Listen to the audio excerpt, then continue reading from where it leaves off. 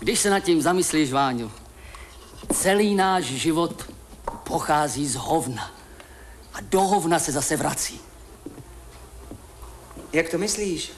Pro dobrou úrodu musíš pohnojit zemi hovnem. Z hovna pak vyroste tráva, plevel a zelenina, kterou jíme my i zvířata. Zvířata nám dávají maso, mlíko a tak dále. A my to všechno zpracujeme. Na co? Na hovno. Tak je tomu, Váňo. Dochází ke koloběhu hovna v přírodě. No tak? Dobrý. Veď? A já se tě ptám, Váňo, proč konzumovat hovno v podobě masa nebo mlíka? Nebylo by lepší zbavit se falešného odporu a jíst to všechno v čisté podobě?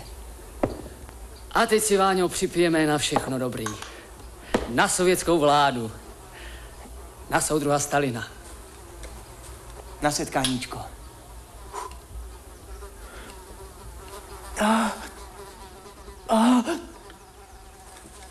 To je samohonka. To je síla. Myslel jsem, že je po mně. Ze zrní nebo z řípy? Z hoven, Váňo. To nemyslíš vážně? Recept je prostý. Na kilo hoven, kilo cukru.